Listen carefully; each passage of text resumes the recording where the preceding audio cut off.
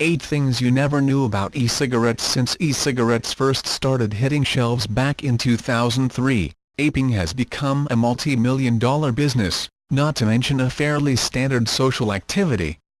But as you might have guessed, even smokeless smoking has health risks.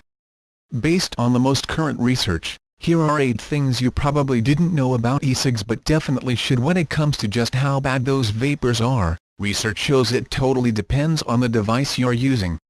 Previous studies have confirmed that all e-cigs have carcinogens like formaldehyde, but according to the latest research published this summer in the Journal of Environmental Science and Technology, factors like how old your device is and how you're using it can affect how many of those cancer-causing chemicals you're actually breathing in.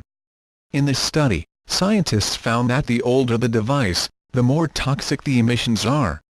The same study also found that the first puff and the last puff taken in a smoke sesh have very different levels of toxicity. In fact, the researchers discovered that emissions increased up to 10 times with each consecutive puff. Whoa!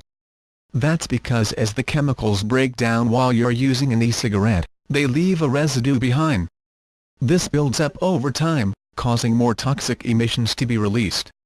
According to a new study published in the journal Tobacco Control, the flavored vapor varieties are even worse. To test out their toxicity, researchers exposed bronchial cells to 5 different flavors of vapor: pina colada, menthol, strawberry, coffee, and plain old tobacco. They found that, overall, the flavored vapors produced much higher levels of cellular toxicity. Of the flavors they tested, strawberry was the worst one. All e-cigarettes run on batteries. They are electronic, after all. If you turn the settings to a higher voltage while you're using one, it'll affect how much liquid is produced and how warm the device feels.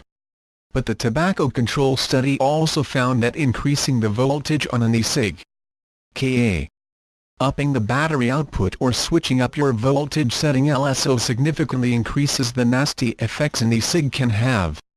Whether you blame the chic, sleek packaging or the adventure spirit of your squad, studies show that women are more likely to try vaping than men.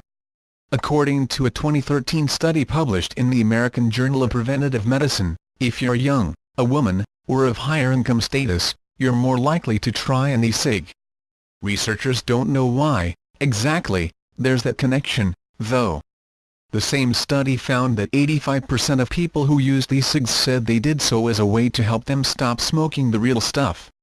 But according to new research published in January in The Lancet Respiratory Medicine, adult smokers who use e-cigs are actually 28% less likely to nix their nicotine habit.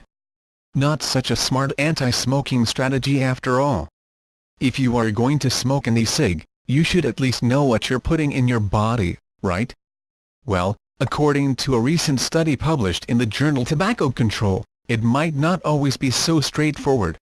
Researchers looked at nicotine labels for vape liquid sold in North Dakota and they found among 23 liquid containers claiming to have no nicotine content, 43% of them actually did. Yikes! Those results might explain the findings of a 2015 study published in the journal Oral Oncology. Researchers looked at cancer-causing cell damage from nicotine versions of e-cigs as well as the supposedly nicotine-free versions and found that although the full nicotine stuff is way worse, even a less concentrated exposure to nicotine in a vapor is enough to cause cell damage.